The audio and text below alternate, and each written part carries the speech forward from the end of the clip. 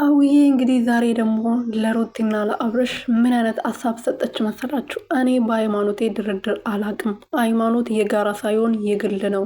እኔ በሃይማኖቴ እንዲመጣብኝ አልፈልግም። የትኛውም ሰው በስራም ይሆን በምንም ይሆን ሃይማኖቴን እንዲነካብኝ አልፈልግም። ለምን እህቴ ጓደኛዬ ልትሆን አትችልም?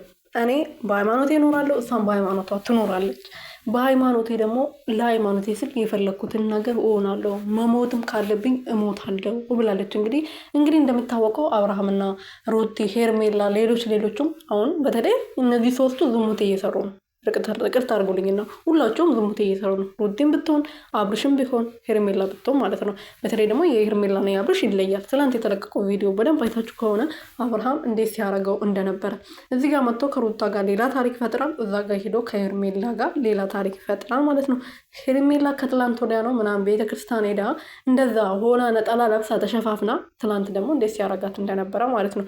ባለትዳር የሆኑ ወንድ እና አንዳንዴ እዚህ ዓለም ላይ ያለነውን ነገር ብቻ ማየት ሳይሆን ብር ብቻ ማየት ሳይሆን ነገ ምን አይነት ህይወት ይኖረኛል፣ ምን አይነትስ ነገር ነው ለልጆቻችን የምናስተላልፈው። ለልጅ እኮ አሁን ያል ብዙ ልጆች የሚከታተሏቸው አሉ። እነሱ ልጆች ከእነሱ ምን ይማራሉ የሚል ነገር አንዳንዴ ማየት አለብን። እና አውዬን ደግሞ ይህን ነገር በግልጽ ተናግራለች። ሰላም ቤተሰብ እንዴት ናችሁ? ደህና ናችሁ ወይ? እኔ ያለው ፈጣሪ የተመሰገነ ይሁን። በያላችሁበት ሰላማችሁ ብዝት ትርፍርፍ ይበልልኝ። የኔ ውድና ወርቅ እንቁ የሆናችሁ ቤተሰቦቼ ማለት ነው። አውዬ ዲዛይን እንግዲህ ዛሬ ደግሞ የሚገርም ንግግር ስለሆነ በጣም ደስ ስላለኝ ሳይለንት ባላረግና ባሰማችሁ ደስ ይለኝ ነበረ፣ ግን ማሰማት አልችልም። ምክንያቱም ዩቱቡ ሞኔታይዝ ስላልሆነ ከባድ ነው እና ለዛ ብዬ ነው ሙይት ያደረጉት እንጂ ብትሰሙ እናንተ ራሱ በጣም ደስ ይላችሁ ይመቻቸው ነበር ንግግሯ ማለት ነው። ያው ትሳደባለች፣ ትናገራለች፣ የመጡባትን አትነካም፣ ሰውን አትነካም። ሰው ሲነካት ደግሞ ዝም አትልም። የትኛውም ሰው ዝም አይልም ሰው ሲነካ ማለት ነው።